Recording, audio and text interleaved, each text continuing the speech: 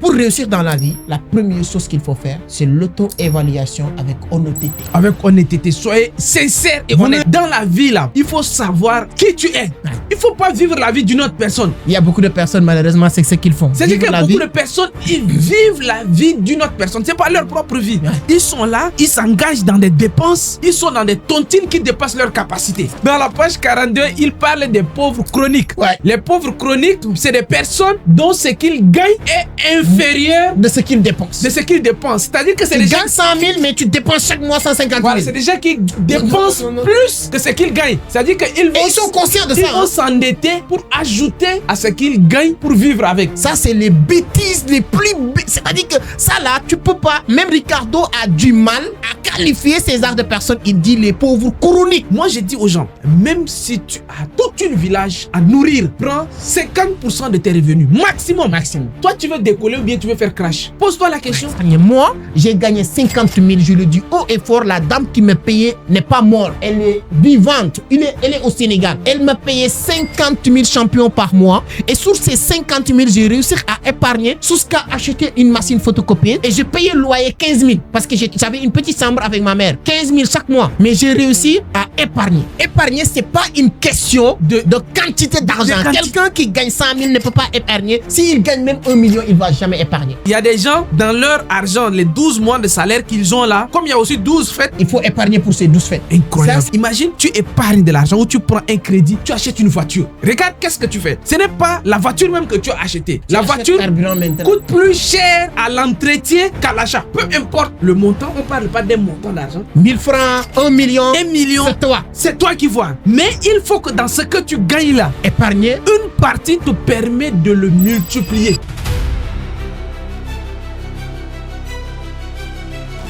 Bonjour Amadou. C'est toujours un plaisir. Ça va super bien, Justin. Comme toujours et d'habitude. Voilà. Le duo des chocs. Exactement. Justin Sec et Amadou. En tout cas, on remercie les gens qui apprécient énormément les contenus. Les commentaires, c'est ce qui nous a motivés même à continuer. On dit qu'on ne peut pas voir toutes ces appréciations et abandonner. Même pendant le montage, Malcolm va faire capture. Il y a ceux qui ont commenté. Ils ont dit, s'il vous plaît, n'arrêtez pas. Parce que la première vidéo qu'on a fait sur Idriss Aberkan, c'était juste... venir comme c'était la conférence. C'était la conférence. On le prépare, mais au vu de... Avec votre engagement, on est obligé d'être là. On est obligé de continuer à... Tant que vous vous engagez, vous nous dites que c'est bon. Donc, par exemple, sur cette vidéo, si on va à plus de 200 commentaires, on va regarder. Ou bien 100 commentaires, je ne sais pas. Et vous nous dites, n'hésitez pas aussi de nous suggérer des livres. La première vidéo seulement, je pense qu'en 24 heures ou 48 heures, c'était à 93 commentaires. Ouais, exactement. Donc, franchement, il fallait qu'on continue. Exactement. Mais si ça vous intéresse, il faut que vous réagissez pour qu'on sache. Ceux qui disent que non, qu'on continue, là, inviter, partager. Il faut surtout partager également. C'est très important. Ça va nous intéresser. Et voilà pourquoi, avant d'entrer ici, on va donner quelques annonces très, très importantes. Exactement. Parce qu'on a prévu vraiment mettre ça au début. Exactement. Première annonce très, très importante, c'est relatif au livre.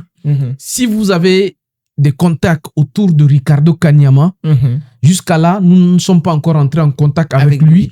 Donc, si vous avez des contacts avec lui ou bien autour de lui, son équipe, on sait que c'est un multimillionnaire très occupé. Exactement. Donc, si vous avez des contacts autour de lui, dites-lui que nous, on l'invite pour une conférence au Sénégal. On gère. Et on a fait, c'est-à-dire que c'est juste suivre la logique qu'on est en train de faire. Il y a une grande plateforme, succès.sn au Sénégal, aujourd'hui et en Afrique partout, qui organise des grands événements. Et il a amené Idriss Aberkan au Sénégal. Et un succès, je pense que les monteurs vont nous aider à illustrer. Mettre les vidéos. Voilà, après Idriss Aberkan, il y a Oussama Hamar qui arrive le 27. Le 27. Si vous n'avez pas encore pris vos tickets, le 27 juin, Oussama Hamar également, on l'a fait venir. Fanta Condé, on a fait venir Karamo également. Sangaré, Valère Bélias. On a fait venir. Coach Simon Ouedraogo était venu. Coach Simon Ouedraogo également, on l'a fait venir déjà ici. Donc, tout ça pour vous dire que nous sommes prêts également à faire venir Ricardo Kanyama à Dakar. Et surtout s'il y a des Sénégalais qui veulent le recevoir. Dites-nous sous les commentaires si vous êtes d'accord avec nous. Voilà, si vous êtes d'accord on fasse venir Ricardo Kanyama au Sénégal. Et ça sera l'occasion également qu'il passe sur le podcast. Voilà, quand il sera à Dakar, il va passer également sur le podcast. Autre information, on l'a déjà marché dessus, c'est Oussama Hamar et Fanta Condé. Ils sont à Dakar. Qui arrivent à Dakar le 27 juin au Radisson Blu de Dakar. nous-mêmes, on y sera. Donc, reprenez rapidement contact avec nos équipes. Il y a des numéros ou bien il y a un lien forcément sur la description en dessous de cette vidéo. Vous pouvez rapidement réserver vos places pour être présent. Et dernière information, toutes ces plateformes, ces événements de communication, d'information pour aider les gens à avoir du succès est soutenu par la plateforme principale Succès.sn. Donc, Succès.sn, c'est le partenaire principal de ces podcasts, de ces événements que nous organisons. Nous allons bientôt organiser les mêmes événements là un peu partout.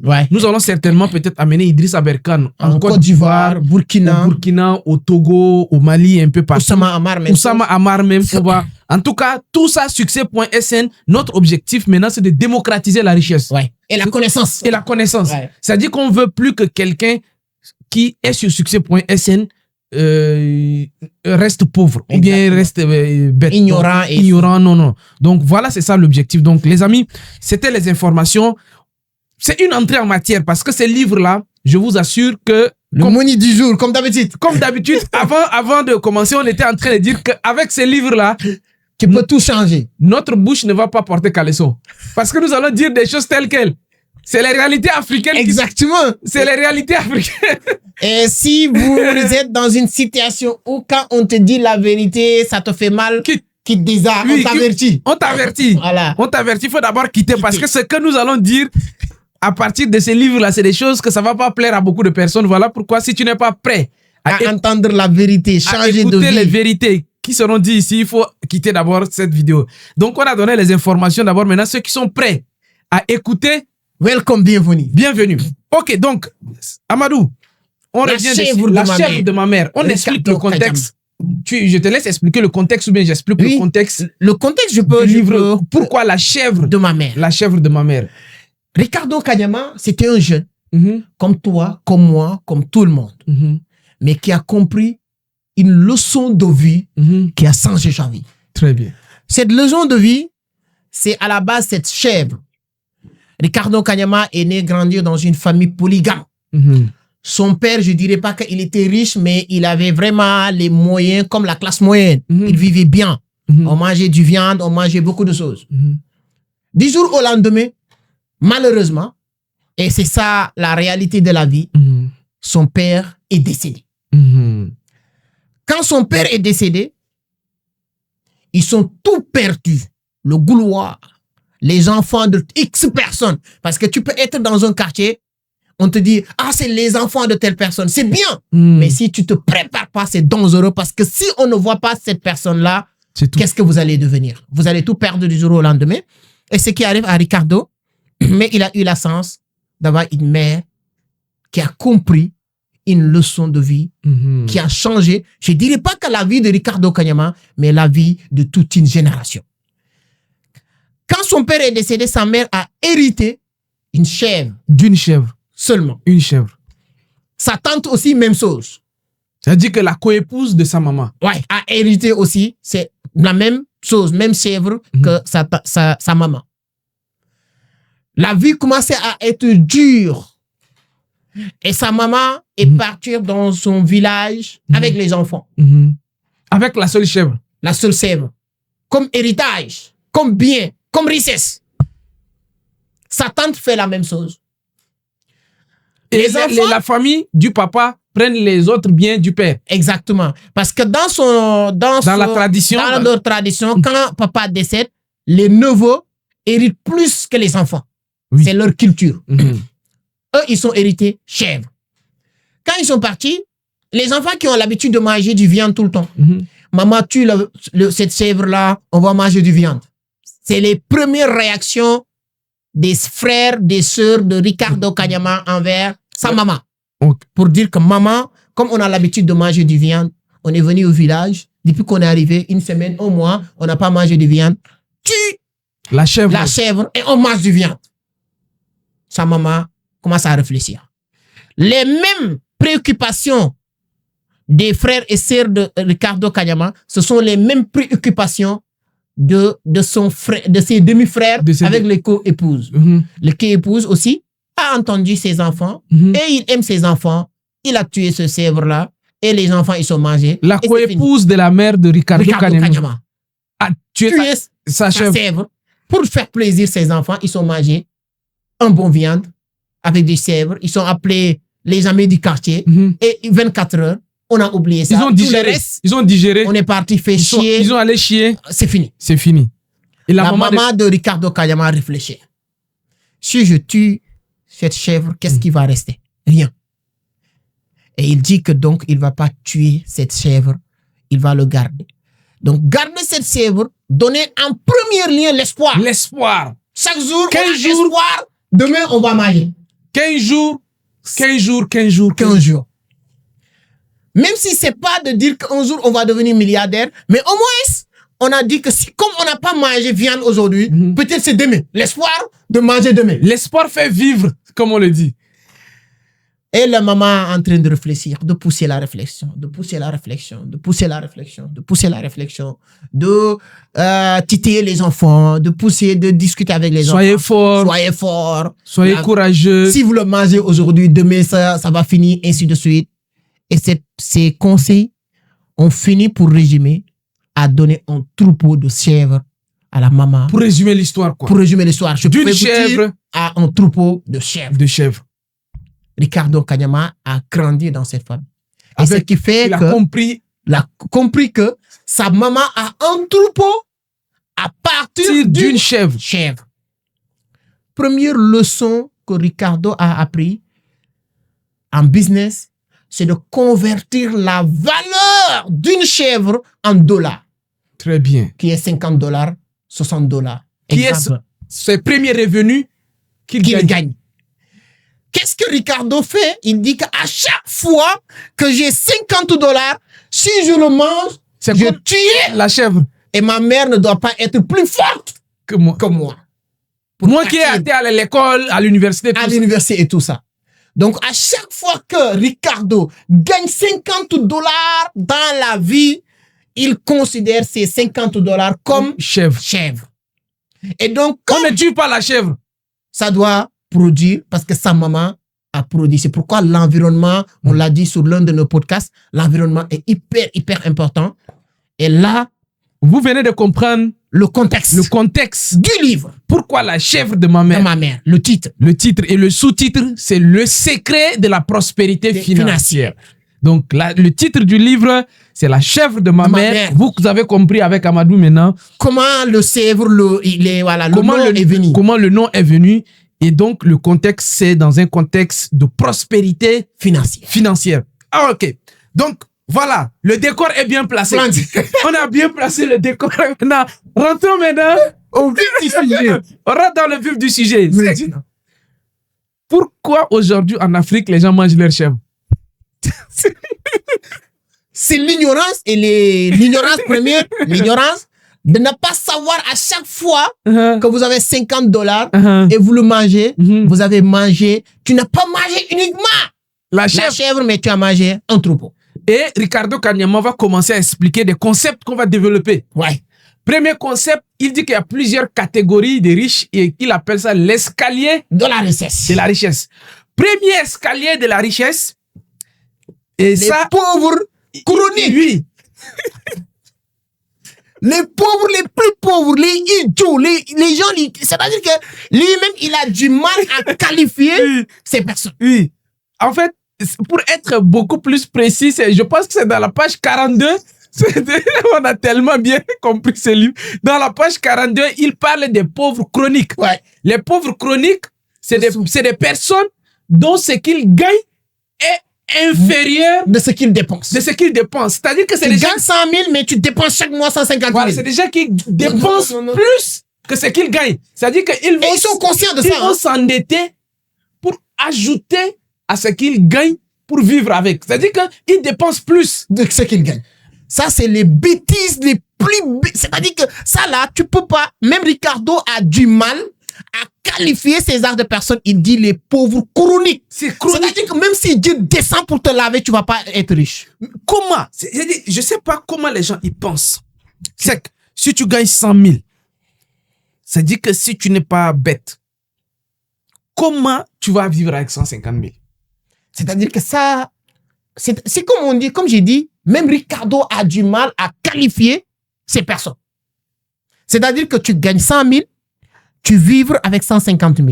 Et ce qui est bien, c'est nous qui utilisons des chiffres pour illustrer. Mais lui, il parle pas de chiffres. Pour que les gens qui sont plus stupides... Moi, j'ai fait une vidéo qui a fait des millions de vues sur TikTok. Tu sais qu'est-ce que j'ai dit? Quand quelqu'un gagne 250 000, minimum, il doit épargner les 100 000 s'il veut devenir riche. Les gens m'ont...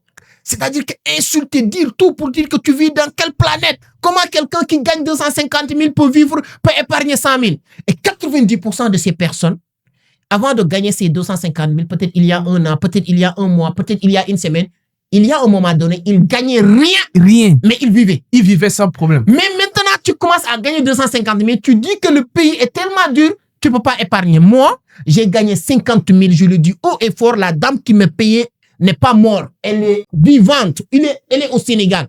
Elle me payait 50 000 champions par mois, et sur ces 50 000, j'ai réussi à épargner jusqu'à acheter une machine photocopieuse, et j'ai payé le loyer 15 000, parce que j'avais une petite chambre avec ma mère. 15 000 chaque mois. Mais j'ai réussi à épargner. Épargner, c'est pas une question de quantité d'argent. Quelqu'un qui gagne 100 000 ne peut pas épargner. S'il gagne même 1 million, il va jamais épargner. Donc, pour ne pas sauter les étapes, première étape de Ricardo Kanyama, qu'il n'aime même pas citer ses noms, c'est les personnes qui dépensent plus que ce qu'ils gagnent. Et ceux qui nous regardent, c'est qu'ils sont honnêtes.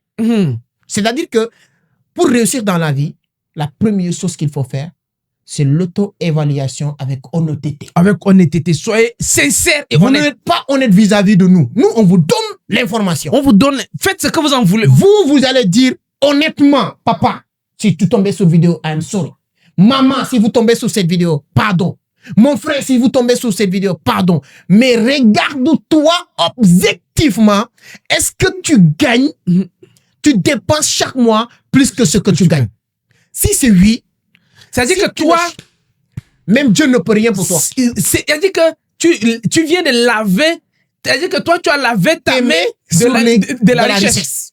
C'est-à-dire que toi, tu sors carrément du jeu de l'argent. Tu ne peux plus. C'est-à-dire que on t'a rempli, c'est-à-dire que tu es sorti du terrain. Ouais. Tu peux plus rien. C'est-à-dire que si le ballon est sorti du terrain, tu prends, tu redonnes, c'est ceux qui sont toi, tu as un carton rouge. Oui, là, le terrain, tu sais, quand tu joues, on te donne carton rouge. Oui. Tu n'as même pas le droit de n'être sur la balle de touche. Tu vas aller dans les vestiaires. Tu vestiaires pour regarder la balle de match. Oui. C'est-à-dire que toi, tu es exclu du jeu. C'est-à-dire que, je sais pas, c'est ce que souvent, j'étais en discussion, en entretien avec une dame qui m'explique. Il dit que non, que mon mari gagne tant. Moi, j'ai fait tel commerce, mais honnêtement, quand on fait ça, j'ai dit que madame, tu sais, je ne sais pas comment je vais te convaincre. Ouais. J'ai dit, honnêtement, tu as raison. Tout ce que tu as dit, c'était raison. Les 3 enfants, l'école des enfants, le loyer, le singam, le nangam, tu as raison. Mais j'ai une seule question à te poser. Tu veux que les choses s'améliorent ou tu veux que les choses s'empirent? Parce que si tu veux que les choses s'empirent, continue. Tu as raison. Si tu veux que les choses s'empirent, là, continue, tu as raison. Mais si tu veux que les choses s'améliorent, là, il faut qu'on soit honnête. Il faut changer des choses. Il faut qu'on supprime des postes de dépenses. Ouais. Il faut qu'on supprime des choses. Ah, elle me dit que non, tu sais, quand j'ai tout mis, on ne peut pas compresser. Je lui ai dit, est-ce que tu peux déménager et repartir au banlieue? Un peu plus loin de la ville où le loyer peut coûter moins cher. Est-ce que non, tu sais, mes copines, si je dis, donc toi, ton problème, tu as des copines, tu veux vivre au point E à Dakar, tu as point E, et je t'ai dit. Et souvent, ceux qui font ça, c'est des gens qui gagnent plus de 2 millions. Oui, plus de 2 millions. Son mari travaille aux Nations Unies. Son mari travaille aux Nations Unies. Mais lui, je comprends pas ça. Tabaski, tu vas aller endetter 100 000, ajouter sur ce que tu gagnes. C'est-à-dire que tu masques ton futur. Le futur, quand il arrive là, le futur n'existe plus. Il y a des gens, ils sont déjà mangés leur futur dans le présent. Quand ils arrivent sur le futur, le fruit... C'est derrière. Leur futur est dans le passé. C'est-à-dire que leur futur, là, c'est dans le passé. Qui sont mangés le futur. Madame, moi, c'est pourquoi ils sont stressés. Je dis, madame, si tu es venu me voir, au moins je te dis la vérité. Ouais, c'est la première chose. Fais un choix. Faites un choix. Je sais peut-être que c'est difficile. Vous mettez vos enfants dans les écoles chères. D'accord si vous pensez que c'est ça. Mais est-ce que vous pouvez peut-être serrer la ceinture pendant 2 ans? 3 ans même. 3 ans, 4 ans, voir une école adaptée. Parce que dans la vie, là, il faut savoir adapter qui tu es. Ouais. Il ne faut pas vivre la vie d'une autre personne. Il y a beaucoup de personnes, malheureusement, c'est ce qu'ils font. C'est-à-dire que beaucoup de personnes, ils vivent la vie d'une autre personne. Ce n'est pas leur propre vie. Ouais. Ils sont là, ils s'engagent dans des dépenses. Ils sont dans des tontines qui dépassent leur capacité. Ils vivent stressés. Ouais. Ils ne peuvent pas dormir. Des dettes sur des dettes. C'est-à-dire que tous les problèmes de la société, là, ils ont ça. Pourtant, c'est eux-mêmes qui se sont créés ces problèmes. Ouais. Parce qu'ils ont refusé d'être eux-mêmes. Ils sont dans une situation même qui devait leur permettre d'être à l'aise financièrement. Oui. Avec une organisation. Donc, ce qui manque, c'est l'organisation. Donc, première catégorie, sur l'escalier de la richesse. Regardez, ce n'est plus le montant d'argent. On parle des gens qui gagnent des millions par mois, non. 1 million, 2 millions par mois, mais c'est les pauvres chroniques. Ce n'est pas une question de montant d'argent maintenant. Je l'appelle même Kiyosaki de l'Afrique. Ricardo Kanyama n'a pas cité un montant. C'est pas on illustre pour que ça soit simple. C'est pourquoi on utilise des montants. Mais les pauvres chroniques, ça peut être même quelqu'un qui gagne 10 millions. Oui, tu peux même gagner 10 millions par mois, mais tu es gagnes 10 millions par mois, tu pars prendre un appartement où tu payes 2 millions par mois de loyer, tu as 2 bonnes, tu as une grosse voiture, tu as des charges, tu as beaucoup de choses. Chaque mois, tu dois distribuer l'équivalent de 3 millions parce que c'est toi le boss. C'est toi le boss. Donc, à la fin du mois... Tu as créé une image de boss dans la famille. tous les ordonnances de la famille, toutes les factures de la famille, tout ça doit venir chez toi. Tu gagnes 10 millions, mon gars, mais à la fin du mois, maintenant, les gens même qui viennent le 10, le 15, le 14, tu prends note, tu dis, ouais, le fin du mois, le 5, passe le 5, passe le 5, passe le 5, passe le 5. Donc, tu as dit passe de 5. Tu as beaucoup d'engagement. Tu t'es engagé. Voilà, l'engagement. Tu as pris d'engagement, beaucoup d'engagement. C'est-à-dire que c'est des contrats moraux que tu viens de signer. Tu signes des contrats moraux. Contrat moral. Chaque fin du mois maintenant, si le gars est venu, tu peux pas lui dire autre chose parce que c'est toi qui étais engagé. C'est toi qui t'es engagé dans Il vient, il dit, ouais, ma mère, elle est tout seule à l'hôpital. Tu prends 500 000, tu lui donnes. Ma mère est malade. Et tu ne peux pas donner 100 000, 10 000. Comme c'est toi, tu donnes pas 10 000. C'est quand même toi. Tu peux pas donner 10 000. Toi, tu donnes pas 10 000 Il y a une voiture qui coûte 15 millions. Même si c'est un crédit, les gens ne savent pas. Les gens ne savent pas si c'est un crédit. Tu as une voiture de 20 millions de crédit et tu peux pas donner 10 millions. Ok, ta maman, elle est à l'hôpital. Ah, si je donne 25 000, non, ils vont dire que moi, je suis pauvre, tu donnes 50 000, tu donnes 100 000. Donc, au bout de 28, 29, il vous reste... Et puis ta femme, encore plus de dettes. Comme ta femme ne peut pas porter aussi les mèches de 15 000, de 20 000. Non, c'est des cheveux de 250 000. C'est des cheveux de 250 000 et puis on ne doit pas la revoir avec 2 fois. Ouais. Voilà, donc on doit chaque semaine, chaque fête. Il faut que... Même toi, quand tu sors, tu veux que ta femme t'accompagne. Il faut une manière. Oui, il faut qu'une manière. Son petit sac pour donner de l'argent doit être rempli. Toi aussi. Toi aussi. Souvent, il y a aussi des gens qui vont venir chanter votre nom. Oui, voilà. Tout ça fait partie de votre Voilà, il y a des griots qui disent, oui, Amadou Seck, c'est le 10 fils de son père. Son père sait le faire garçon. Tu donnes 10 000, 20 000. Moi, il y a un monsieur...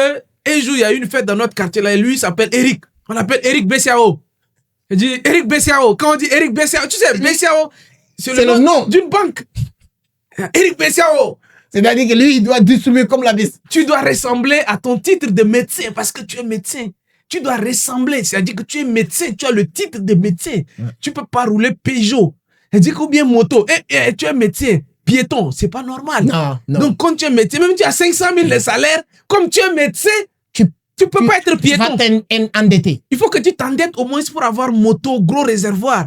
Et ou bien une voiture. Comme tu es médecin, tu es un architecte, quand même. Tu ne vas pas trahir tes amis architectes. Tu travailles aux présidences. Il y a des gens conseillers. Oui, à l'ambassade. À l'ambassade. Tu travailles à l'ambassade. Tu es au cadre de EcoBank. Voilà. Il y a beaucoup de personnes, s'ils sont honnêtes, ils pourront faire commentaire pour dire que ce que vous dites là, c'est moi. Ce n'est pas encore perdu. Oui. La sens et l'avantage que vous avez, c'est ce qu'on est en train de dire. On va vous dire la solution. On va vous dire les choses. On va vous dire. C'est un escalier. C'est un entonnoir. Là, on vous dit première étape, deuxième, troisième, jusqu'à la fin. Oui. Quand vous arrivez à la fin, vous avez votre solution. C'est comme quelqu'un qui est malade. Cette vidéo, vous devez la partager. Ça va sauver la vie des gens. Ouais. Même partager. Ce qu'on doit leur partager le maximum, je dis honnêtement, c'est les parents.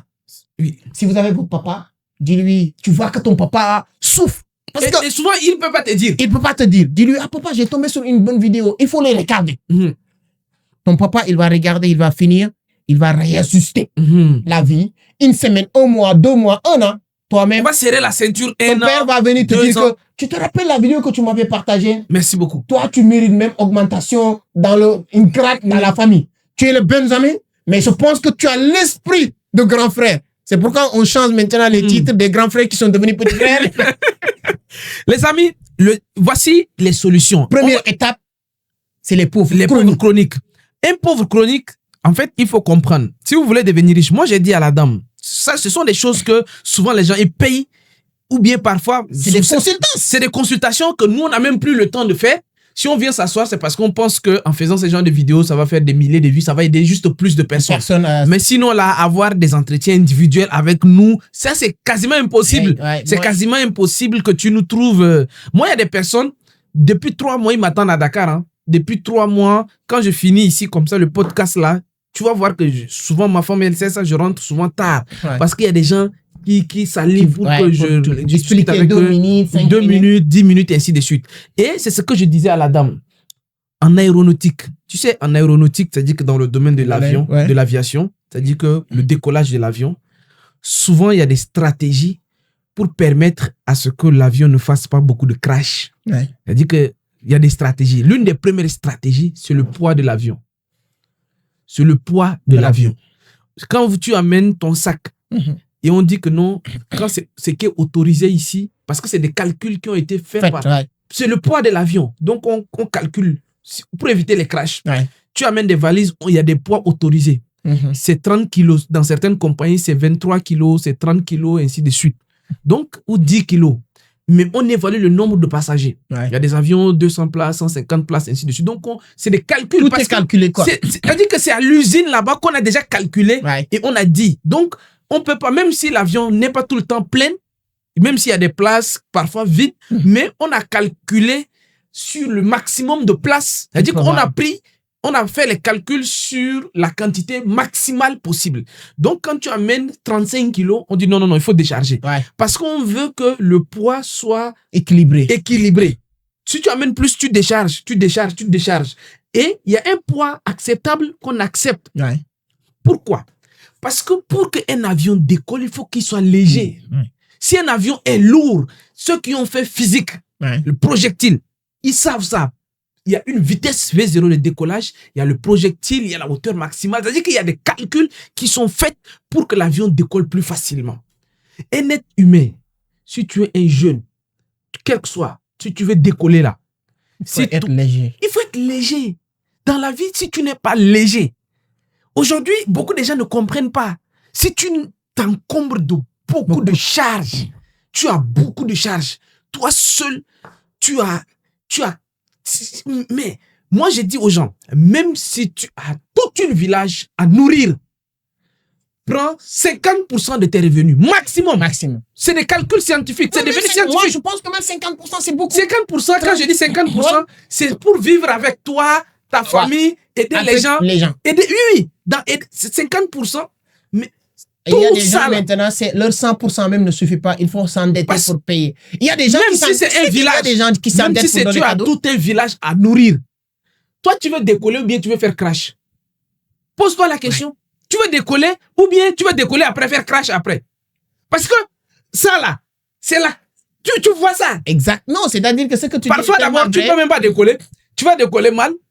Ou bien même si tu réussis à décoller, tu vas tomber. Tu vas tomber. Parce qu'il y a beaucoup de personnes qui vont décoller. Parce qu'on dit souvent, c'est pourquoi j'adore aussi Cristiano Ronaldo. Monter, c'est difficile. Mais rester au sommet, c'est autre travail. Tu sais, moi, je te donne un exemple. J'ai mes oncles. Bon, ils vont regarder cette vidéo. J'ai des familles de ma mère. L'année dernière, j'ai regardé moi mes possibilités. J'ai envoyé ma mère à la Mecque. Mais le fait que tu as envoyé ta mère à la Mecque, d'autres viennent maintenant pour faire la liste pour que tu leur envoies à la Mecque. Si toi, maintenant, tu comprends pas tes moyens, là où tu te situes, tu vas t'engager. Tu risques de te promettre. De promettre et de t'engager sur des choses que c'est pas le bon moment. Ou bien tu risques de faire quoi?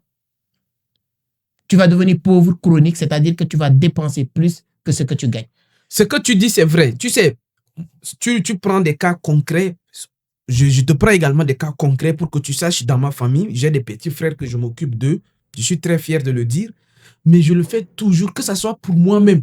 Ce n'est pas une question parce que c'est quelqu'un. Non. Pour moi-même, il y a des choses que je fais en fonction de mes possibilités. Ouais. C'est très important. C'est en fonction de mes possibilités. Mes petits frères, ils regardent mes vidéos. Mes petits frères regardent mes vidéos. Parfois, quand ils m'expliquent, je prends le temps d'écouter le vocal que mes petits frères me disent. Grand frère, il y a ça. J'écoute, je dis, ok, c'est bien. Mais ça, je peux le faire dans 3 mois. Je leur dis ça. Ouais. Ils écoutent mes vidéos, mes petits frères. C'est pas quelque chose, je dis que, ok, au vu de ce que vous me demandez de faire là, bon, moi, j'ai pris le temps, depuis 2 jours, j'ai calculé mes possibilités et de ce que je gagne, de mes charges actuelles déjà. Je suis père de famille, ainsi de suite, tout ça là. Et puis, j'ai des collaborateurs, j'ai des engagements. Donc, je ne peux pas te dire que d'ici le mois prochain, je vais te donner de l'argent ou bien je vais faire ceci. Mais dans 3 mois, voici ce que je peux faire. Ouais. Ou bien l'année prochaine. Oui, il y a même des choses que j'ai promis dans 2 ans. Non, c'est parce que je ne peux pas m'engager sur des choses qui ne correspondent avec mes moyens. Ouais. Sinon, quand on dit que si tu te bats contre quelque chose que tu sais que c'est plus fort que toi, tu te fais du mal. Ouais. Et il y a tu ne peux pas te battre contre le fer. Parce que le fer est plus fort que toi. Ouais. Tu ne vas pas faire du mal au fer. Tu te fais du mal toi-même. tu te fais du mal toi-même. Il y a des choses que toi-même tu sais. Il a dit qu'il y a des salariés tellement hypocrites. Je ne sais pas si c'est par ignorance ou bien c'est par malhonnêteté. C'est malhonnêteté et ils savent qu'ils ne peuvent pas. Mais ils s'engagent à faire. Ils s'engagent à le faire. Ils s'engagent à faire. Toi, tu sais que tu es moyen. Et ce qui nous amène sur le deuxième point, les pauvres, les plus pauvres, c'est-à-dire que ceux qui mangent exactement les pauvres équilibrés. Voilà. C'est ce qu'il appelle les pauvres équilibrés. Ils mangent tout ce qu'ils gagnent chaque mois. Les dépenses est égales exactement à ce qu'ils ont gagné. Toi, selon Ricardo, c'est pas nous qui sommes en train de vous dire ça. Si ça te fait mal, tu resteras. Tu es pauvre, équilibré, et tu resteras pauvre et équilibré éternellement. Rien ne peut changer la chose. Donc, au fur et à mesure, vous allez comprendre où vous vous situez. Parce que chacun doit être honnête et nous dire où il se situe actuellement. Première étape, on a déjà dit pauvre chronique. Il faut te battre pour... Voilà. C'est de l'escalier, comme on a dit. C'est escalier du succès. De l'escalier. Tu as les pauvres chroniques qu'on vient de dire, ceux qui mangent plus que ce qu'ils gagnent. Maintenant, pauvres équilibrés, ceux qui mangent exactement ce qu'ils gagnent. Chaque mois, sont toujours à l'équilibre. Chaque mois, ils sont toujours au point de départ. Il y a un risque là-bas. Le jour où, c'est là où tu vois des soucis, les gens qui vont, mourir brusquement, les crises cardiaques, les AVC. Parce que là-bas, tu manges ce que tu gagnes, tu manges ce que tu gagnes. Et ce que tu gagnes, la plupart du temps, tu ne contrôles pas. Du jour au lendemain, plus on coupe ce que tu gagnes, tu vas mourir. Tu deviens fou. Tu peux pas, surtout si tu as 40 ans, tu as 2 enfants, 3 enfants, tu as une femme, tu as une famille.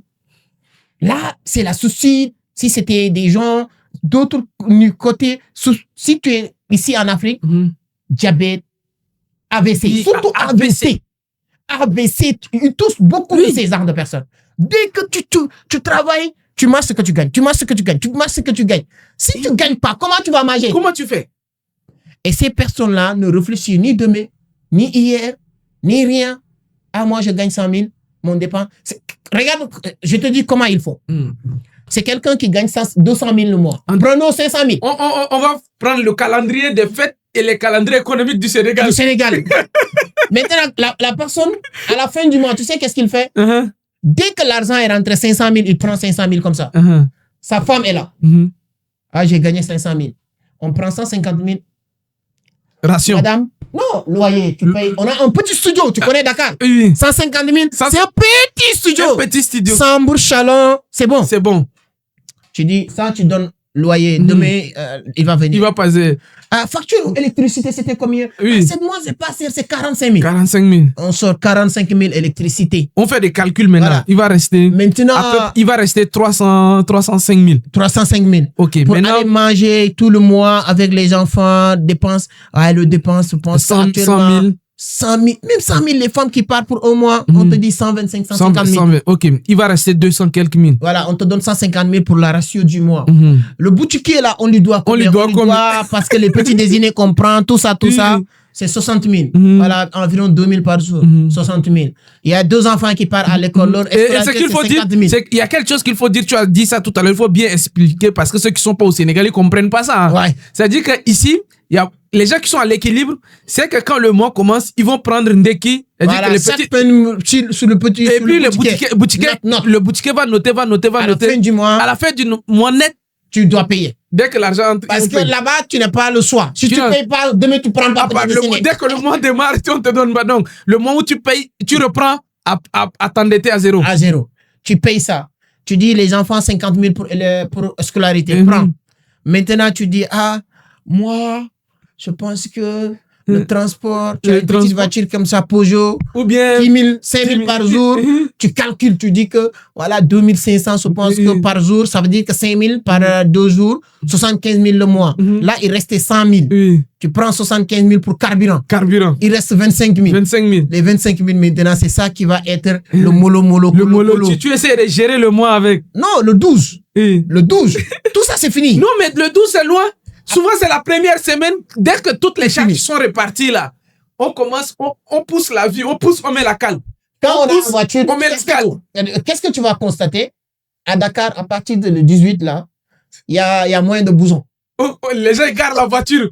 On prend maintenant BRT.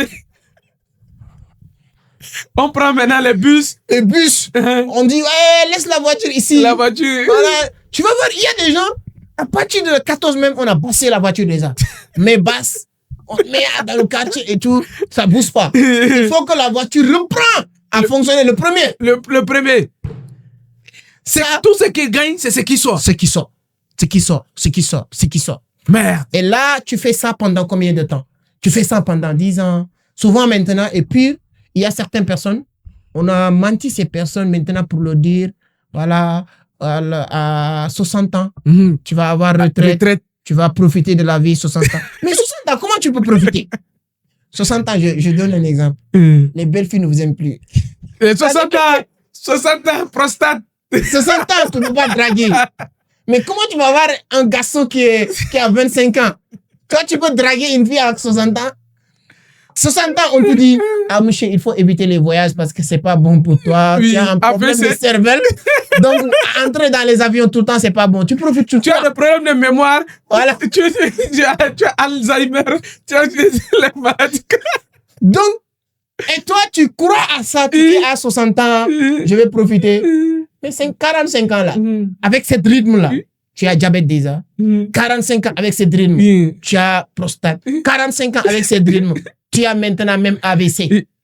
Quand on va te donner, toi-même, le moment où on va te dire que tu vas profiter de ton retraite pour un an. Non, mais plus, tu sais, plus tu vieillis, tes revenus, c'est que les gens, ils comprennent pas. Ils pensent que, ok, comme je gagne, je vis avec, c'est bien, on peut gérer la vie jusqu'avec. Or, dans la vie, plus tu vieillis, plus tes charges augmentent. Ouais. Parce que l'argent perd de la valeur. Non, c'est que toi, tu as des enfants, j'ai des enfants. Ouais.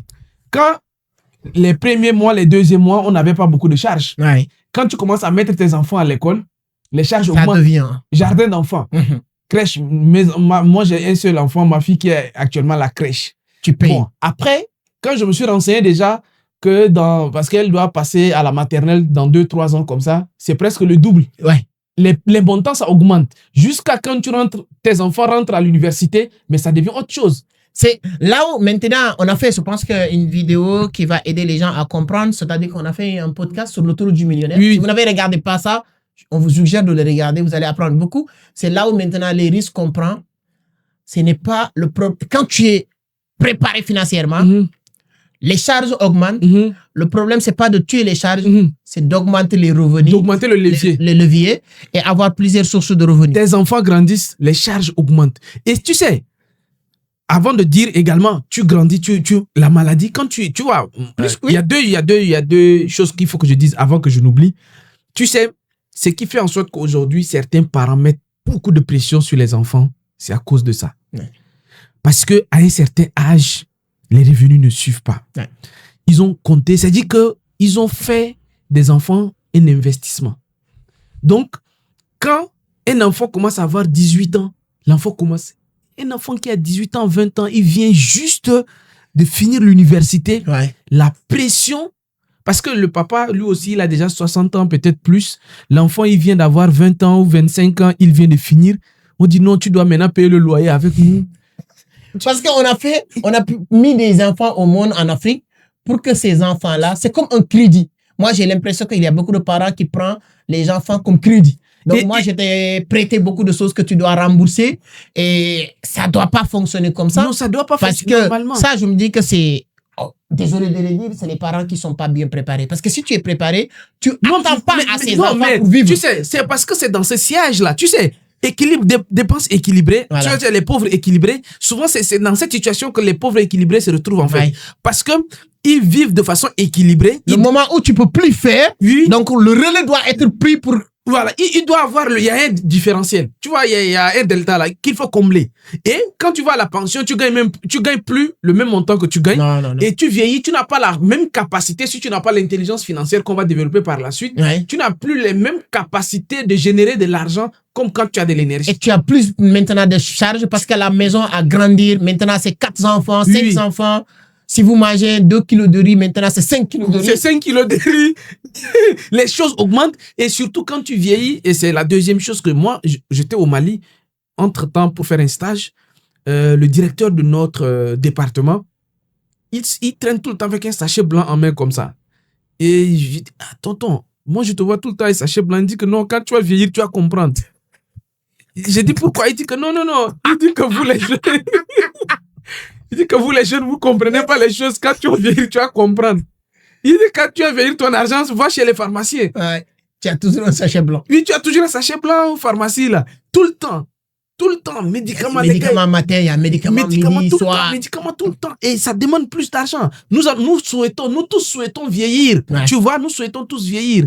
Mais sachant que si tu ne prépares pas bien ta vieillesse, c'est-à-dire que ça là, devient une catastrophe. Pour lui, peut-être, tu sais, il a l'argent pour acheter les médicaments. Pour acheter des médicaments. Mais ceux qui n'ont pas. Il vit avec ces maladies directement. Oui. Et c'est ce qui fait en sorte que quand plus on vieillit, plus... c'est pas quelque chose... On n'est pas là en train de se moquer des gens, non. Mais c'est pour leur faire prise de conscience. C'est juste pour prise de conscience. Pour que tu vois... J'ai l'habitude de dire, si je suis face à un mur, si Amadou, c'est toi, là, tu es un mur comme ça. Si je suis à 1 mètre de toi, de ce mur qui est Amadou Seck, ma possibilité, c'est-à-dire que la probabilité que je saute ce mur est très faible. Parce que je suis trop proche du mur. Je ne peux pas sauter. Mais si je me retire d'1 mètre, j'augmente la probabilité de sauter le mur. Si je suis encore un peu plus loin, j'ai plus de chances de sauter le mur. C'est ça le danger, en fait. Le mur, c'est le danger. Quand tu es trop proche du danger, tu peux pas trop l'éviter. Ouais. Mais plus tu t'éloignes du danger, plus tu vois le danger loin. Si le danger est loin, l'homme prudent qui voit le mal de loin a plus de chances d'éviter le danger. Exactement. Et c'est ça l'objectif de cette vidéo. Parce que les gens qui nous regardent ici, souvent, quand tu vois un peu nos statistiques, plus de 50 à 60% ont entre 25 et 40 ans. Oui. Les statistiques que nous avons actuellement sur les réseaux. Donc, si vous êtes encore dans cette partie-là, ne prenez pas mal ce que nous sommes en train de dire. Non, c'est Ricardo Kanyama, il n'est pas contre vous. Au contraire. Il vous aime même. Il vous aime. Mais c'est que je pense qu'il faut qu'on avance avec le temps qui passe. Le troisième parti, les pauvres moyens. Les pauvres moyens. Qui pensent qu'ils sont riches. Qui pensent. Qui disent que non. Et il dit que les pauvres moyens, c'est gagner, dépenser, épargner une partie pour un objectif, dépenser encore. Pour dépenser. Ouais, c'est-à-dire qu'il y a les pauvres moyens, tout leur épargne, c'est pour acheter le mois prochain un téléphone. Tu sais qu'il y a des gens qui épargnent 3 mois, qui sont prêts à épargner 3 mois 50 000 pour uniquement changer leur téléphone. Ça, c'est le sommet de l'ignorance. Tu as iPhone 13 Pro Max, tu travailles, tu gagnes 100 000, tu te débrouilles pour vivre avec 50 000. Toi, tu fais un peu d'efforts, mais des efforts inutiles. Comme on disait, si tu fais ton endurance, il faut que ça soit bien collé, voilà, dans le bon sens.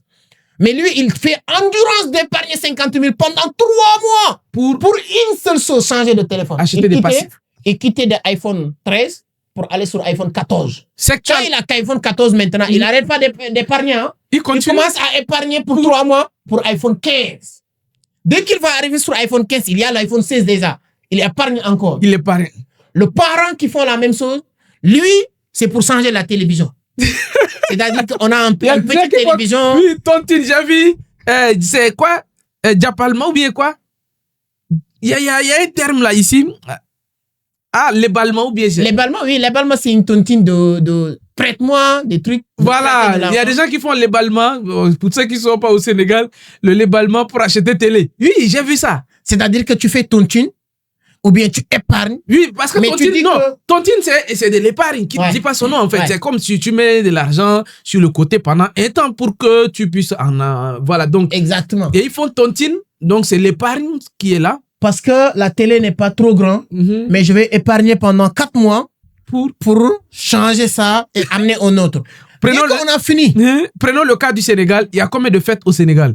Au Sénégal, sur les 12 mois, on a 12 fêtes, plus de 12 fêtes reconnues au plan national, sans compter maintenant les fêtes fériées. Oui, ça dit on peut compter. Ça, c'est-à-dire que tout le monde... On a la Tabaski qui occupe vraiment, qui met le climat du pays. Oui, il y a oui, Tabaski. Il y a le Korité. Korité, c'est à la fête du Ramadan. Le Ramadan, en tant que tel, même, c'est fait. On le prépare déjà. Tu as la Korité, tu as la Tabaski. Après ça, tu as le Magal de Touba. Moi, je connais des personnes qui couturent 4 vêtements pour aller à Touba. Il n'y a pas longtemps, il y a Assomption. Qui passe. Il y a la fête de Pâques. Il y a le Gamou. Oui. Il y a le Gamou. Il y a Assomption. Il y a le Pâques. Il y a 31 décembre. 31 décembre. 4 avril. 24 décembre. C'est-à-dire que chaque mois, sur les 12 mois, dis-toi que chaque mois, si on avait décidé de... tous les mois, il y a au moins une fête. Tous les mois. C'est-à-dire que... Et il y a des gens qui doivent fêter toutes ces fêtes-là. Oui, voilà. Donc, c'est-à-dire que... Ils épargnent pour ça. Il y a des gens, dans leur argent, les 12 mois de salaire qu'ils ont là, comme il y a aussi 12 fêtes... Il faut épargner pour ces 12 fêtes. C'est incroyable. Ça, c'est maintenant... Donc, c'est-à-dire que quand le mois commence, ils épargnent. Parfois, comme les fêtes, parfois, quand on prend décembre comme ça, il y a 2 ou 3 fêtes dans décembre. Mais il y a certains, comme la fête, c'est dans 2 mois. Depuis octobre, ils commencent à épargner. Octobre, déjà, comme décembre, il y a 2 ou 3 fêtes dans décembre, ils commencent à épargner en octobre. Ils épargnent octobre, novembre, et puis ils dépensent en décembre. Et puis janvier, ils commencent encore à épargner. Je vais donner un exemple concret de ma mère. Pour vous dire l'ignorance, comment ça peut tuer. C'est pourquoi Jésus-Christ Nazareth disait que mon peuple pérille par manque de connaissance. Ma mère, il y a ce qu'on appelle, et c'est pas elle seule, ils sont un groupe de personnes qui font ce qu'on appelle tontine tabaski. C'est-à-dire que tu fais épargne 12 mois pour une seule objectif, c'est de dépenser. Et je pense que si tu n'es pas sénégalais, tu ne peux pas comprendre, mais tous les Sénégalais qui vont regarder ça, ils vont être d'accord. Ils comprennent qu'il y a des gens qui vivent ça. Si tu n'es pas au Sénégal, peut-être, oui, mais ceux qui sont au Sénégal, ils comprennent exactement ça. Tu fais ton thune pour 12 mois pour tout dépenser, entre vêtements, acheter, tu es content. Ma mère, elle était très contente. À la veille de la Tabaski, on lui donne 500 000, 400 000, parce qu'il a cotisé pendant 12 mois. Dès qu'il reçoit ses 400 000, il part au marché, il achète tout ce qu'ils veulent, tout ce qu'il a besoin, c'est que tout le monde soit content. C'est-à-dire que ça, acheter des vêtements pour ses enfants. C'est-à-dire que à la veille de la Tabaski, le lendemain de la Tabaski, elle lui reste 1000 francs ou 2000. Mais elle est contente parce que la Tabaski, elle a tout dépensé. Maintenant, l'objectif, c'est d'aller encore sur la dame. Ils se réunissent pour dire, on reprend quand? On dit la semaine prochaine ou le mois prochain. Et ça, j'ai donné exemple pour que ça, mais il y a des milliers de personnes. Beaucoup, tu sais, les salariés, tu sais, dans les entreprises, il y a ça. Dans beaucoup d'entreprises, il y a ça. C'est-à-dire que les gars, je pense qu'on en a parlé déjà un peu, mais beaucoup de personnes, c'est comme ça qu'ils fonctionnent. C'est-à-dire que le gars, quand il commence à travailler, parfois même, on anticipe. Ouais. Il va se marier. Donc, ce n'est pas qu'il a même épargné pour atteindre l'objectif. Ouais. Mais parce que ça, c'est la même chose. Hein. Le fait que tu t'endettes à l'avance. Oui, parce que tu épargnes maintenant pour le payer. Voilà, tu épargnes pour quelque chose que tu as déjà consommé. Ouais. C'est ce que ça veut dire. Dès que tu payes, on te donne encore d'autres choses que tu peux garder. Oui, donc, dès que tu rentres, on dit, OK, comme tu vas te marier, on va te prêter de l'argent. mais tu vas épargner après. C'est ce que ça veut dire. Mais sauf que là, c'est encore plus grave. Ouais. C'est suicidaire, c'est plus grave parce que c'est maintenant, c'est avec crédit. Ouais. Donc, il y a un taux d'intérêt. Donc, le gars, il commence à travailler. Tout de suite, on lui donne crédit pour se marier. Il prend un crédit, il se marie. OK, c'est bien. On lui coupe tous les mois. Donc, ça dit que l'argent qu'il devait épargner, mais il épargne pour rembourser la dette avec un taux d'intérêt. Donc, tous les mois, on coupe 100 000, 150 000, ou bien 75 000, 50 000 en fonction de son salaire. On coupe jusqu'à pendant un mois ou 2 mois, non, pendant 1 an ou 2 ans, quand il a fini de payer son crédit.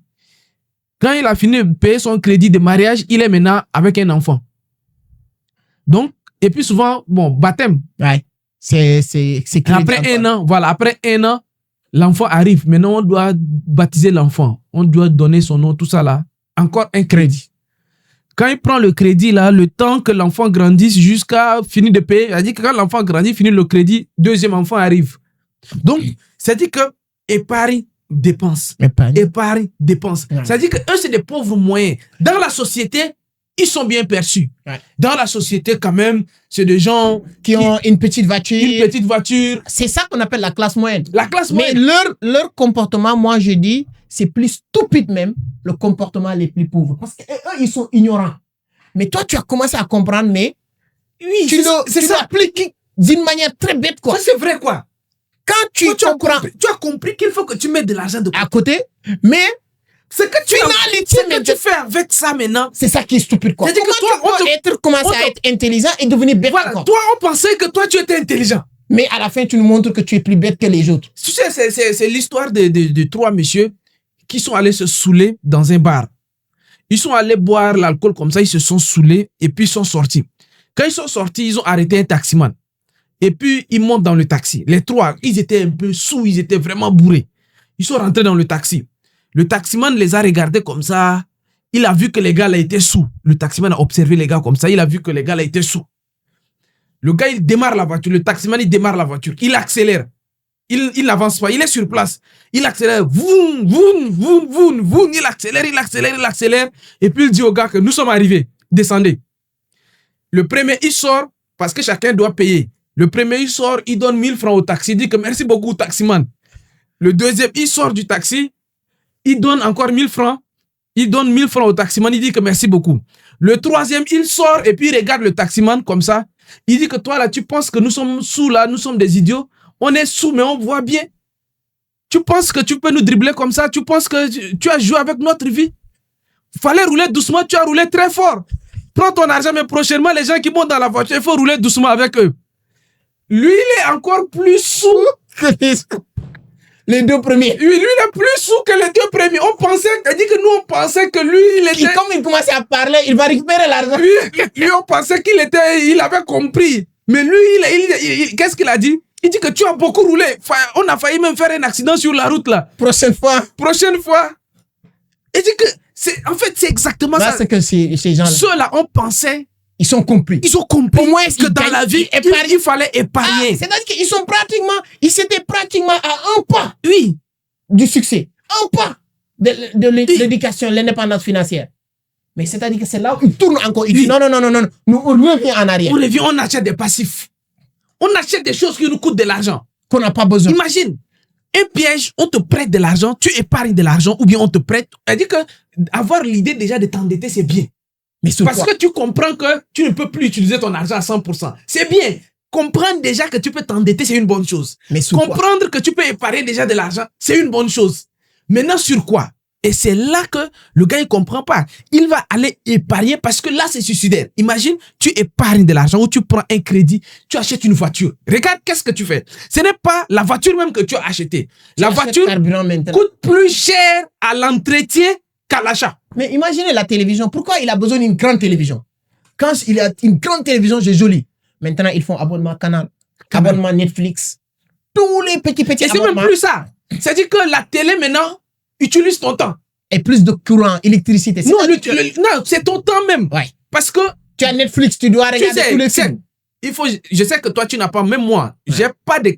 J'ai une télé à la maison. Mais il n'y a pas de télé, quoi. Non, mais c'est pas télé pour suivre les trucs comme ça. Bien sûr. Regarde ce qui se passe. Quand tu as une télé, Et ça, je déconseille aux gens de l'avoir. Il faut même pas te tenter. Tu dis que non, je vais acheter une télé, je vais mettre Canal Plus et je vais pas suivre. C'est fini. Non. Tu sais, moi, la télé, c'est pour travailler. Ouais. Moi, la télé que j'ai, c'est pour vraiment travailler. C'est pour vraiment travailler. Parfois, je suis en émission. Moi, j'ai une télé à la maison. Je fais des zooms. YouTube, quoi. YouTube, non, Zoom. Parfois, je fais des Zooms parce que je vais discuter avec beaucoup de personnes, et ainsi de suite. J'utilise pour YouTube, et ainsi de suite. Mais c'est pour travailler. Ce n'est pas pour être connecté, payer Canal+. Mais le piège dans la télé, quand tu as télé avec Canal+, il ne faut pas te tenter. Si tu as télé, tu mets Canal+, tu mets les Bein Sport là. Tu arrêtes de travailler. Non, ça va te bouffer ton temps. Ce n'est pas acheter la télé qui est un problème. Mais tu vas payer ça encore plus cher avec ton temps. On l'a dit sur l'un des derniers podcasts. Les Américains disent paye attention. Oui. Tu payes ton temps, ton attention. Là où tu le donnes, ce n'est pas gratuit. Et le temps, c'est cher. C'est trop cher. Ton temps que la télé va venir récupérer. Mais imaginez-nous, aujourd'hui, on se permet de parler de beaucoup de livres. Si on a tout ça là, c'est fini. Tu n'as plus le temps pour lire. Non, tu n'as plus le temps. Et je vais, pour terminer, les gens me connaissent pour aimer raconter beaucoup d'histoires. Tu connais Patrick Lelay. Les gens peuvent faire des recherches et savoir qui il est. Patrick Lelay, c'est l'ancien patron de TF1, la télévision TF1 là. Il avait fait une déclaration qui a fait beaucoup polémique. Mais c'est vrai. Ouais. Parce qu'il a dit ce qu'il pense. Il a dit ce qui est vrai. C'est-à-dire que c'est ça la réalité, quoi. Il a dit qu'au niveau de la télévision, le rôle des télés, eux, on les paye, parce que c'est comment eux, ils gagnent de l'argent, la télé, on les paye pour capter le cerveau disponible des humains. Ouais. Parce que Coca-Cola, Heineken a besoin de l'attention.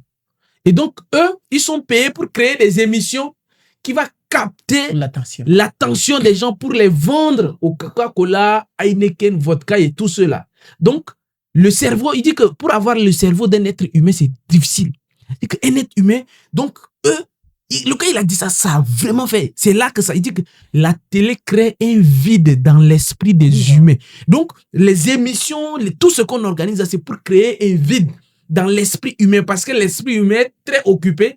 Donc, il faut créer des émissions qui vont empêcher les gens de trop réfléchir et de nous rendre disponibles. Rendre disponible leur cerveau. Et c'est ça, là, on a la semaine de 4 heures. La semaine de 4 heures de Tim Ferriss a bien développé ça. C'est-à-dire que toutes les informations utiles vous viendront où tu te situes dans cette planète sans la télé. La télé, il y a des gens qui disent que moi, je m'informe avec la télé. Non. On te dit que tu t'informes pas avec la télé, tu t'embrouilles avec la télé. Il n'y a aucune information que tu... Anthony Robbins l'a dit. Et tout le monde est d'accord. Chez les riches, il y a des grandes bibliothèques. Chez les pauvres, il y a des grandes télévisions. Et voilà la classe moyenne. La classe moyenne, quand tu arrives chez eux, il y a des grandes télévisions. Il y a des grandes télévisions. On t'a accueilli dans une grande salon pour un grand salon. La télé même. Et puis la télé est allumée même quand il n'y a personne à la maison. C'est-à-dire que la télé est toujours allumée même quand il n'y a personne à la maison. Et tu arrives avec armoire, beaucoup de vin, de whisky. Pour eux, c'est l'impressionnisme, quoi. Ouais. Ils sont dans l'impression. Quand tu arrives chez eux, il faut voir que dans l'armoire, il y a beaucoup de vin. Okay. Voilà, qu'on n'utilise même pas. Oui, qu'on n'utilise même pas pour décorer. Dans le frigo, on remplit le frigo. Juste, et puis quand on ouvre le frigo, tu viens chez eux, on ouvre le frigo, on laisse comme ça pour que tu vois que eux... C'est des frigos. Actuellement, il y a des frigos. Tu sais, les gens connaissent les gens. Les fabricants même, ils créent maintenant des frigos où c'est transparent. Oui. Où tu remplis bien pour que quand quelqu'un vient dans la cuisine, qui a bien rempli. Tu as bien rempli le frigo. Mais enfin, on ne comprend pas. Mais ceux qui remplit les frigos, qui créent ces frigos-là, c'est eux qui ont le supermarché. C'est eux qui connaissent. Oui. Ils savent ça. Augmentation du panier moyen. Augmentation du panier. Donc, il faut que les gens arrêtent d'être des idiots comme ça. Que tu sois intelligent, comprendre tout ça. La classe moyenne, quoi. Tu comprends. Et puis, c'est difficile d'expliquer ces phénomènes. Non, c'est-à-dire que... Je cherche des mots, je cherche comment expliquer, mais c'est compliqué. Non, c'est pourquoi je t'ai dit au début, Ricardo lui-même souvent avait du mal à qualifier ces catégories de personnes. Et là, maintenant, les gens vont nous dire, c'est quoi la solution? Enfin. La solution. Il y a une solution. La solution. Il appelle ça les riches. Tout court. Les riches. Les riches. On a les pauvres, les pauvres, les pauvres. N'importe. Ce qui est bien, sur n'importe quelle catégorie que tu te retrouves, le nom, c'est les pauvres. Les pauvres. Les pauvres chroniques, les pauvres moyens, les pauvres équilibrés, Mais vous êtes quand même des pauvres. Comme on dit, même si vous êtes plus rare, vous êtes plus rapide sur les rats, tu restes quand même. Tu es le plus riche des pauvres. Voilà. Mais si quand même, tu es pauvre. Tu es pauvre, c'est ce qui est bien.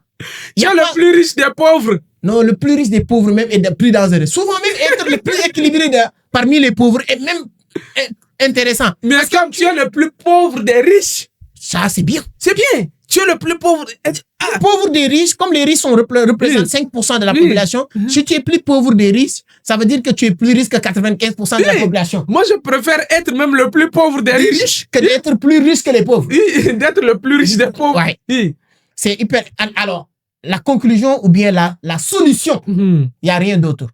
C'est les riches. Qui sont les riches? Les riches, c'est ceux qui ont compris les choses jusqu'au bout. Gagner. Ils ont compris que ce qu'on gagne ne doit pas être supérieur à nos dépenses. Ça veut dire quoi? Revenu est égal à dépenses plus épargne. L'épargne d'investissement.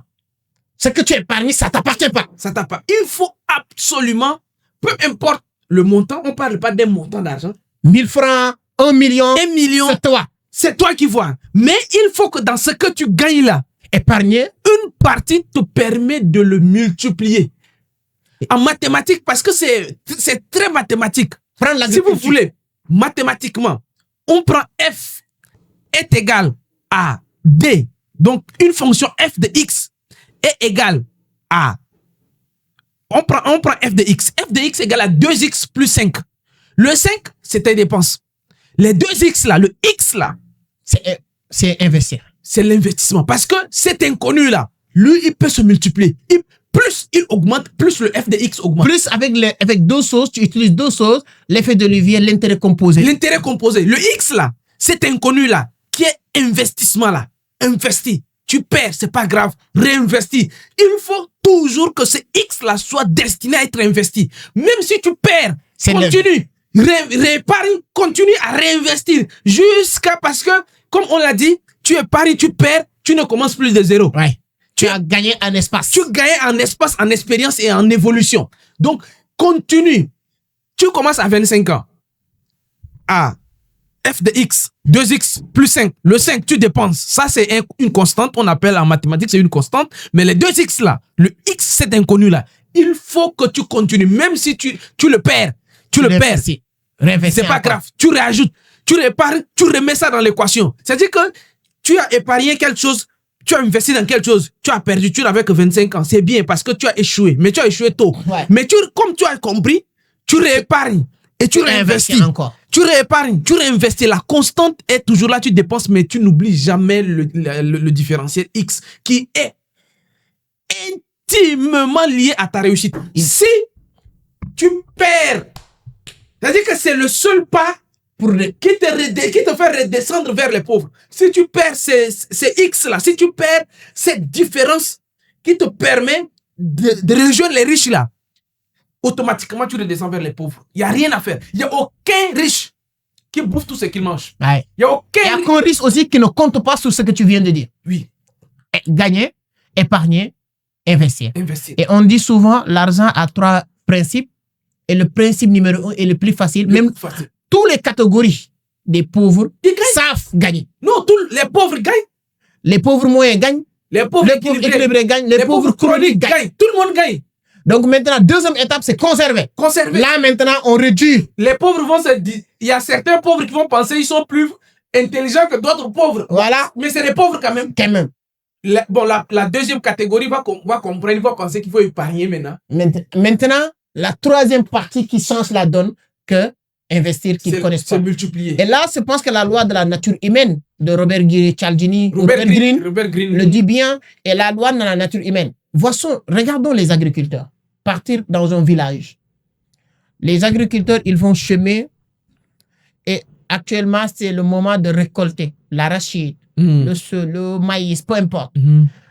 Première règle que les lois universelles l'ont enseigné, c'est pas à l'école, c'est pas livre, c'est quoi? C'est de sortir en premier lieu la semence du année prochaine. La semence. C'est-à-dire que eux là, et il prend même la meilleure. C'est la meilleure récolte. Mais moi, je te dis, mon père, c'est un agriculteur, c'est quelque chose que je vois mon père faire.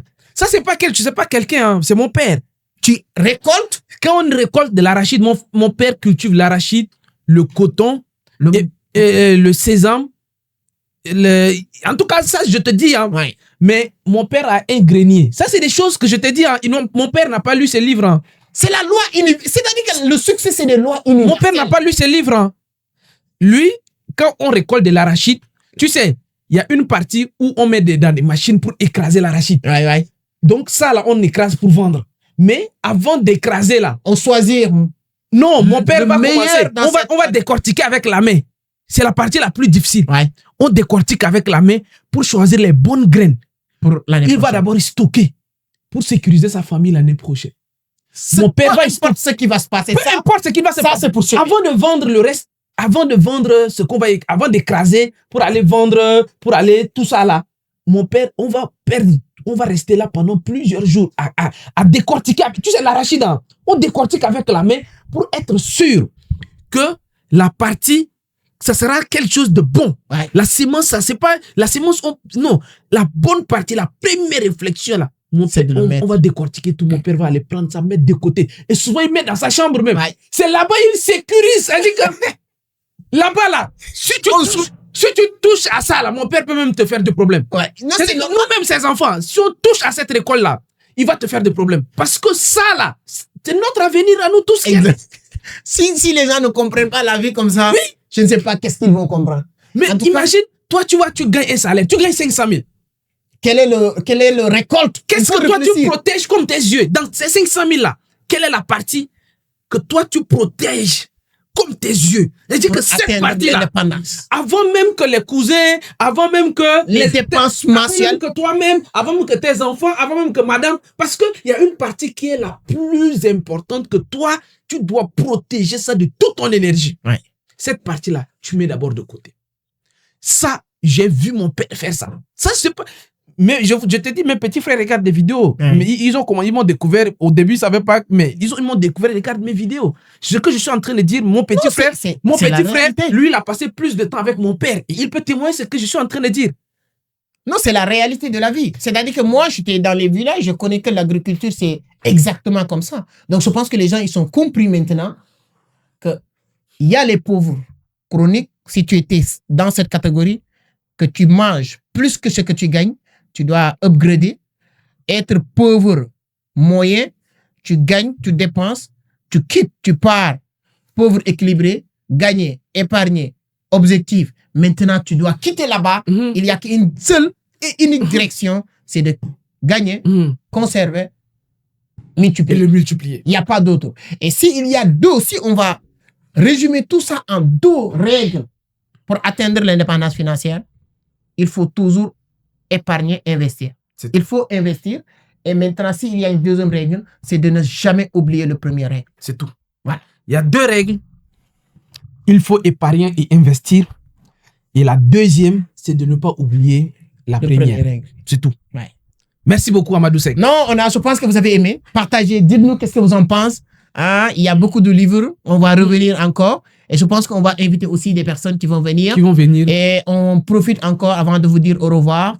Succès.sn, si vous voulez apprendre, si vous voulez développer des nouvelles compétences, si vous voulez approfondir ce qu'on est en train de partager avec vous, allez-y sur succès.sn, vous n'allez pas le regretter. Si vous avez eu la chance de regarder cette vidéo avant le 27 juin, c'est l'arrivée de Oussama Amad. On sera ensemble au niveau aussi du Radisson Blu de Dakar. Et on profite aussi pour dire un grand merci à toute l'équipe de Toftal. De temps en temps, on le broche, voilà.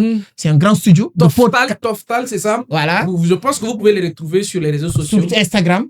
Voilà, pour faire des podcasts, etc. Il y a beaucoup de grands leaders, grands entrepreneurs qui ont passé et qui font leurs vidéos. Il y a du qualité. Je pense que regardez cette vidéo, suffit seulement les vidéos pour voir. Et on dit un grand merci à toute l'équipe. Et nous, on vous donne rendez-vous sur un autre numéro. On vous attend sur les commentaires en tout cas. Ce sera un grand plaisir et j'espère que cette vidéo va vous aider à changer votre mindset, votre manière de voir l'argent et le succès. Tout ce qu'on a dit, désolé, on n'a pas envie de vous manquer de respect, mais c'est une manière de vous heurter dans le bon sens. C'est ça. Je pense que c'est juste ça et vous l'avez compris comme ça. Et on se donne rendez-vous prochainement, Soustin. À la prochaine. Ciao.